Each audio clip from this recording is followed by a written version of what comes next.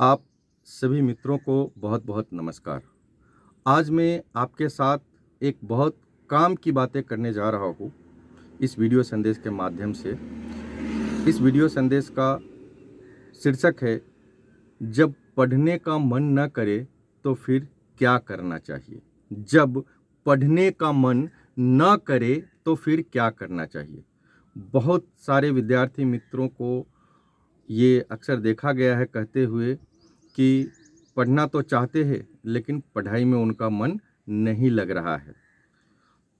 अगर आप ये वीडियो संदेश सुन रहे हैं और आप विद्यार्थी नहीं हैं तो आपके घर में जो विद्यार्थी हैं उनको ज़रूर ये वीडियो संदेश सुनाएं। उनके बहुत काम का ये वीडियो संदेश है। तो आप अपने घर के हर एक स्टूडेंट को ये वीडियो संदेश सुनाएंगे, ऐसी मेरी आशा है और अपेक्षा है, ऐसी मेरी आपसे आग्रह भी है, रिक्वेस्ट भी है। तो आप सुनिए, अगर पढ़ने में मन न लगे तो फिर क्या करना चाहिए। तो दो बातें हैं। पढ़ने में जब मन न लगे तो पहला, पढ़ाई में मन न लगने के कारण क्या है उसका आपको ढूंढना पड़ेगा कि किस कारण की वजह से पढ़ाई में आपका मन नहीं लग रहा है। क्यों आपका पढ़ाई में मन नहीं लग रहा है, क्या कारण है, उसके रीजंस क्या है जिसके वजह से पढ़ाई में आपका मन नहीं लग रहा है। कारण को अच्छी तरह से ढूंढना पड़ेगा। मैंने आपके लिए 6 अलग अलग कारण ढूंढे हैं जिसके वजह से पढ़ाई में आपका मन नहीं लगता। एक के बाद एक मैं आपको वो सभी 6 कारण को बताने वाला हूँ जिसकी वजह से पढ़ाई में आपका मन नहीं लगता है। साथ में मैं आप दूसरी बात बताने वाला हूँ कि पढ़ाई में आपका मन कैसे लगे, इसके उपाय क्या है। तो जो कारण है पढ़ाई में मन न लगने का, उसके साथ ही मैं आपको उसका निवारण, उसका समाधान बताऊंगा कि उस कारण को हटा करके कैसे आप अपने मन को केंद्रित करके पढ़ाई में लगा सकते हैं। तो आप समझ गए कि मैं आपको क्या बताने वाला हूँ। तो अब पहला कारण जिसकी वजह से स्टूडेंट का मन पढ़ाई में नहीं लगता वो है मन का विचलित होना। जब माइंड आपका डिस्ट्रैक्ट हो जाएगा, मन विचलित होगा, तो विद्यार्थी का मन पढ़ाई में नहीं लगेगा।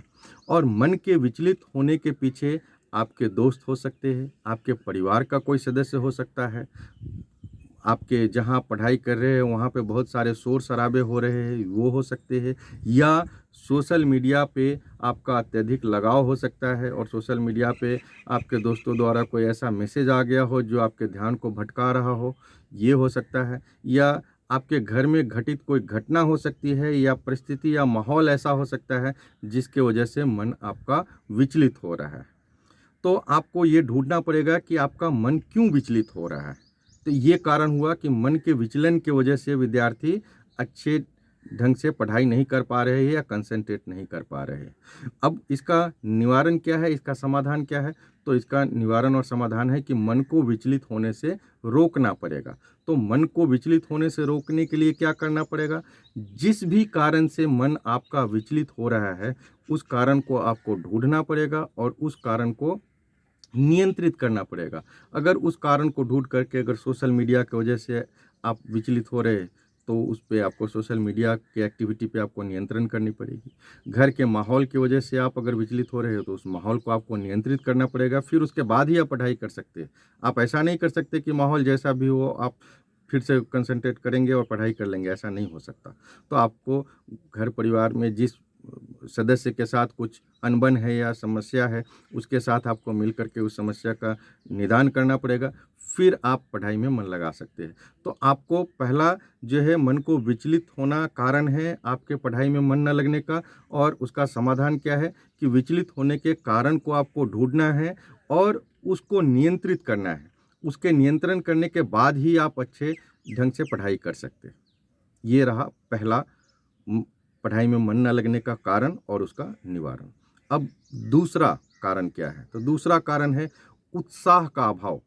बहुत से विद्यार्थी में, बहुत से स्टूडेंट में पढ़ाई के दौरान उत्साह कम दिखता है, उनके अंदर उत्साह नहीं होता।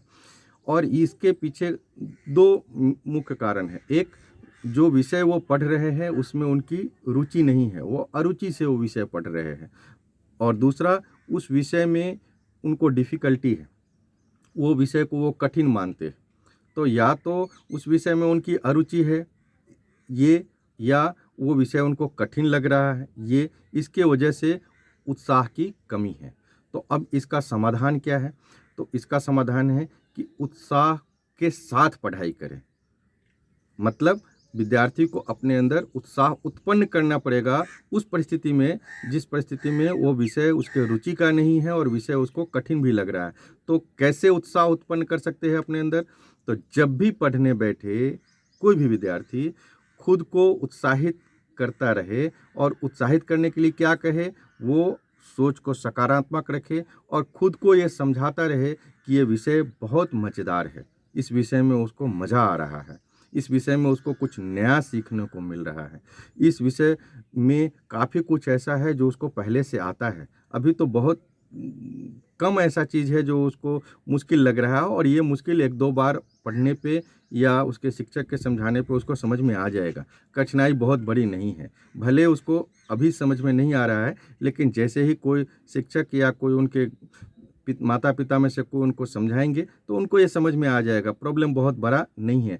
ऐसा उसको खुद को समझाना पड़ेगा कि कठिनाई है, लेकिन कठिनाई का समाधान भी है, ये सॉल्व हो जाएगा।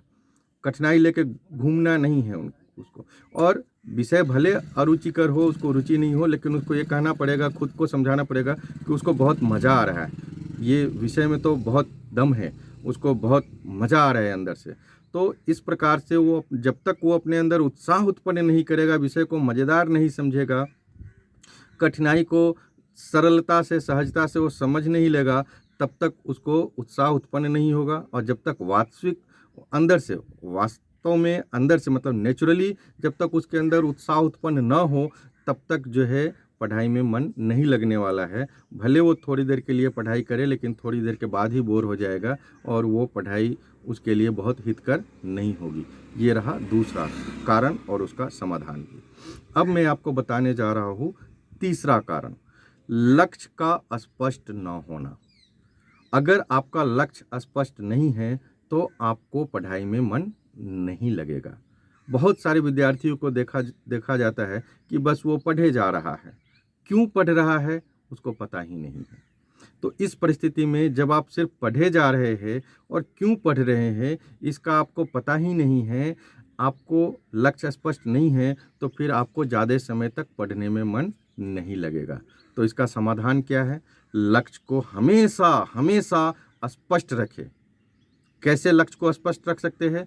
तो आपको पता होना चाहिए कि आप क्या पढ़ रहे हैं, आप क्यों पढ़ रहे हैं, क्या पढ़ रहे हैं, किस विषय को पढ़ रहे हैं, उस विषय को आप क्यों पढ़ रहे हैं, उस पढ़ाई से आप क्या हासिल करना चाहते हैं और आप अपने जीवन में क्या बनना चाहते हैं। जब आप इन 4 प्रश्नों का उत्तर अपने आप को देने लगेंगे कि आप क्या पढ़ रहे हैं, आप क्यों पढ़ रहे हैं, आप क्या हासिल करना चाहते हैं इस पढ़ाई से और आप अपने जीवन में क्या बनना चाहते हैं इस पढ़ाई के दम पे, इस पढ़ाई के बल पर, तब आपको लक्ष्य दिखने लगेगा। और जब आपको लक्ष्य स्पष्ट हो जाएगा, फिर आपका मन पढ़ाई में अवश्य लगेगा। इसलिए पढ़ाई में अगर मन लगाना है तो आप अपने लक्ष्य को पूरी तरह से स्पष्ट रखें, क्लियर रखें। जैसे अर्जुन को मछली का आँख दिखता है, जैसे अर्जुन को चिड़िया की आँख दिखती है, उसको पूरा चिड़िया या पूरा वृक्ष नहीं दिखता, उसको पूरा मछली नहीं दिखता, उसी तरह से आपको अपना लक्ष्य जब दिखेगा तो पढ़ाई में आपका मन बहुत लगेगा, कम नहीं बहुत लगेगा। इसलिए अपने लक्ष्य को स्पष्ट करें तो आपका मन पढ़ाई में अवश्य लगेगा। अब मैं आपसे डिस्कस करूँगा पढ़ाई में मन न लगने का चौथा कारण। चौथा कारण है टाइम टेबल पर आलस्य का भारी होना। टाइम टेबल पर आलस्य का भारी होना। बहुत सारे विद्यार्थी टाइम टेबल तो बना लेते हैं, लेकिन उस टाइम टेबल को वो फॉलो नहीं कर पाते। क्यों फॉलो नहीं कर पाते? तो टाइम टेबल को फॉलो करने में उनके ऊपर आलस्य भारी हो जाता है। तो ऐसे विद्यार्थी को अगर पढ़ाई में मन लगाना है, जो टाइम टेबल तो बना रहा है लेकिन टाइम टेबल को फॉलो नहीं कर पा रहा, वो टाइम टेबल को फॉलो करने में आलस हो रहा है, तो उसको अगर पढ़ाई में मन लगाना है तो सबसे पहले आलस्य का त्याग करना पड़ेगा और टाइम टेबल का कड़ाई से पालन करना पड़ेगा। तो आलस्य का त्याग करने के लिए क्या करना है? तो आपको ऐसा टाइम टेबल बनाना है जिसको आप फॉलो कर सकें। आपके सुविधा के अनुसार आप टाइम टेबल बनाएं जिसको आप फॉलो कर सकें। ऐसा टाइम टेबल मत बनाएं जिसको आप फॉलो ही नहीं कर सकते हैं। फिर उसमें आप बना तो लेंगे टाइम टेबल, लेकिन उसको फॉलो करने में आपको आलस्य आएगा। तो आप ऐसा टाइम टेबल बनाएं जिसको आप आसानी से फॉलो कर सकते हैं, आपके लिए सुविधाजनक है। और एक बार अगर आप टाइम टेबल बना लेते हैं तो फिर आप किसी भी कीमत पे उस टाइम टेबल को फॉलो करने का प्रयास करें, तभी आप जो है अपने आलस्य को जीत पाएंगे। और जब अपने आलस्य को आप जीत लेंगे और टाइम टेबल को आप रूटीनली फॉलो करने लगेंगे तो फिर आपका मन पढ़ाई में लगने लगेगा। इसलिए आलस्य का परित्याग करके टाइम टेबल का कड़ाई से पालन करना है और टाइम टेबल सुविधाजनक बनाना है, तो आपका ये समस्या हल हो जाएगा। अब मैं आपसे डिस्कस करूंगा पढ़ाई में मन न लगने का पांचवा कारण। पांचवा कारण है अनुशासन का अभाव। पढ़ाई के दौरान मन का भटकना और विचलित हो जाना। अगर आप अनुशासित नहीं हैं तो आप मन को भटकने से नहीं रोक सकते। तो इसका निवारण क्या है? अनुशासन का कड़ाई से पालन करना। सिर्फ पढ़ाई ही नहीं, जीवन के सभी क्षेत्रों में अनुशासन का बहुत ही महत्व है। पढ़ाई के अलावा भी जीवन के हर एक क्षेत्र में अनुशासन का बहुत महत्व है और आपको अपने जीवन को अनुशासित जीना पड़ेगा। तो सवाल होगा कि कैसे हम अपना जीवन अनुशासित जिए? तो आपको अपने जीवन में अनुशासित बनने के लिए कुछ अपने जीवन के प्रति कुछ सिद्धांत, कुछ नियम, कायदे, कानून विकसित करने पड़ेंगे कि उसको आप हर हालत में पालन करने वाले हैं। और इसके लिए मैं आपको सुझाव दूंगा कि आप नियमित रूप से योगा करें, ध्यान करें, प्राणायाम करें। योगा, ध्यान और प्राणायाम अगर आप निश्चित समय पर प्रतिदिन करते हैं विद्यार्थी के रूप में, तो थोड़े समय के बाद आपके अंदर जो है ये अनुशासन के गुण विकसित होने लगेंगे। तो अगर आपको अपने जीवन को अनुशासित बनाना है, अपने जीवन में अनुशासन को लाना है, तो आप जो है योगा, ध्यान और प्राणायाम का जरूर एक दिनचर्या में शामिल करें, जिससे आपका जीवन अनुशासित हो। और इस प्रकार से अनुशासित अगर आपका जीवन हो गया तो फिर आपका मन पढ़ाई में जरूर लगेगा, जरूर लगेगा।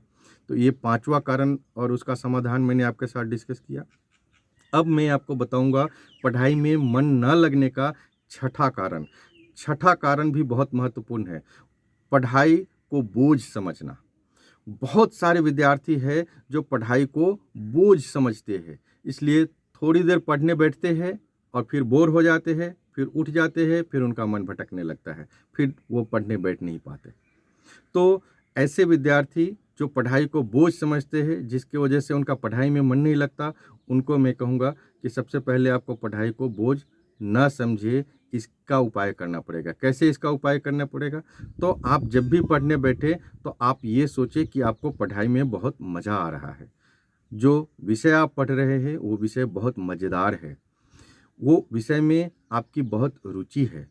तो जब आप पढ़ने बैठे और उस विषय को, जो विषय आप पढ़ रहे हैं उस विषय को आप रुचिकर मानेंगे, उसको मज़ेदार मानेंगे और जो रोचक ढंग से आप उसकी पढ़ाई करेंगे, रुचिकर बना के करेंगे, हर पल अपने आप को समझाएंगे, खुद को समझाते रहेंगे कि ये विषय तो बहुत मज़ेदार है और आपके बहुत काम का है, तो फिर आपको वो विषय बोझ नहीं लगेगा।